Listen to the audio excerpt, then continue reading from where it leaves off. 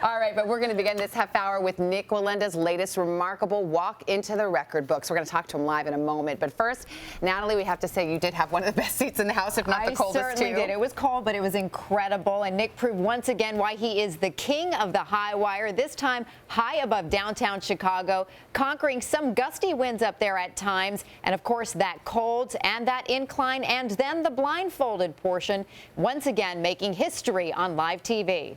All right, Chi-Town, let's do this, baby. Sunday night, Nik Wallenda didn't just walk a tightrope, he joined the Chicago skyline, defying death and gravity at over 50 stories up on a wire the width of a penny. The first of his two walks at a 19-degree incline. This is what I was made for. Nik was walking the distance of 2 city blocks and up 8 stories, with 65,000 people gathered below, holding their breath, the daredevil taking in the scenery. What's the view like? It's unbelievable. Absolutely stunning.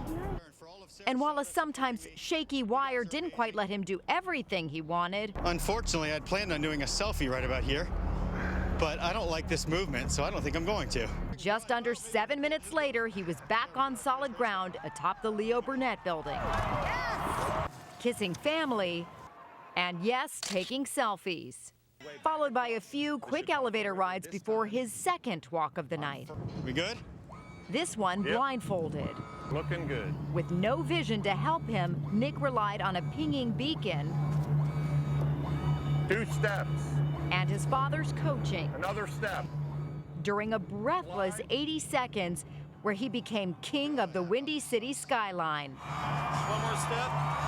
Grab you. Putting him back in the world record books yet again. Just stay calm and focus on that next step. There is no time for fear to enter into your mind. He made it all look so easy, but of course he says this was perhaps his most difficult challenge yet to date. I was going to say, difficult to watch. I can't imagine how you felt. Well, let's say hello to the man himself, Nik Wallenda. Good morning to you. How you feeling? Good morning. I'm feeling great. You know, so blessed to be in this amazing city to complete that amazing challenge last night. I have to thank Mayor Rahm Emanuel and the entire city of Chicago for backing me. You know, 65,000 fans joined me on the street here, and what an amazing honor it was. Well, you know, what strikes me in watching these things, Nik, is that you walk across that wire like you're walking to the bus stop or to the Starbucks. You are so calm, cool, and collected. Was there really never a moment that you felt a little fear, that your heart rate went up just a little bit? You know, there's no time for fear. I have to stay focused on what I'm doing. If I let fear enter into my body, then that's when an accident can happen. So I try to just remain very positive and very focused and train properly. It's really about training and preparation, knowing that I'd be successful making this walk. I would have never taken that first step if I wasn't fully confident. That said, you were going to do a selfie at one point in the walk, but decided not to. Is that because you thought conditions just weren't sufficient to be able to do that?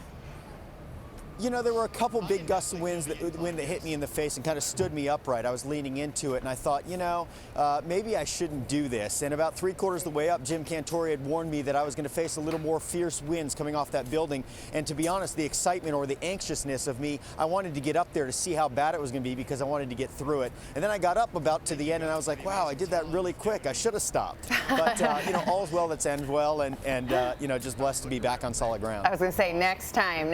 But, so the next walk that you did, of course, was blindfolded. I mean, what's it like to have that sense taken from you? How important is your vision in doing what you do? How many adjustments did you have to make? You know, up until recently, I thought it was impossible to walk a wire without vision. My parents always taught me to focus on the other end. That was the solid rock, and focus on that. You'll make it across to the other side. And to take that important element out was extremely challenging. And really, it was challenging. I learned that wire walking was definitely second nature to me. 7 generations in 200 years, it's in my blood. I started walking at 2 years old, but definitely challenging mentally. It was very, very draining. And that's why once it was go time, there was no time to think about it. I knew I had to get over that wire. And basically, this is what I told myself. I'm going to torture you mentally for about 2.5 minutes, but I know you're going to make it safely on the other side because you're prepared properly. I jumped on that cable, and here I am this morning. Well, as I said, you're so calm, cool, and collected. You make it look so easy. I know you're already planning your next big stunt, which feel free to let us in on what it is. But, I mean, do you feel in your heart you'll know when enough's enough, or do you feel that pressure to always be topping yourself? No, I really do feel like I'll know when enough is enough, and it may be soon. You know, my great-grandfather did lose his life, and it really had to do with his physical ability. It really wasn't his age, but he couldn't hold on when something happened. I've trained to hold on to that wire if something happens, and that's how I go onto that wire confident 600 feet over a city skyline, knowing that that wire is there, and if there's ever too much wind or anything, I'll go down and hold on and wait for my guys. So I do think there'll be a time, and I always tell my family, when you think it's time, let me know, and I'll give it up. And your encore performance, have you planned it? You know, I'm working on recreating my great-grandfather's greatest walk, which was over Tallulah Gorge, Georgia, 600 feet high, 1,000 feet long. He did 2 headstands on the wire. I've never done a headstand on the wire in public, and I'm training for that. I want to recreate that walk, but not only that, it was filmed live for BBC, and I want to actually walk the wire with my great-grandfather. Oh, wow. All right, Nik Wallenda, we'll look forward to that. Thank you so much. Some of us can't do a headstand anywhere. I speak for the room. I think I don't want to see him do a headstand on that. It's too nerve-wracking. I know. And can he have other hobbies like maybe fantasy golf? Knitting? Or cooking? I say take up knitting, Nick. Yes, exactly. Amazing accomplishment. Yeah, it was amazing to watch.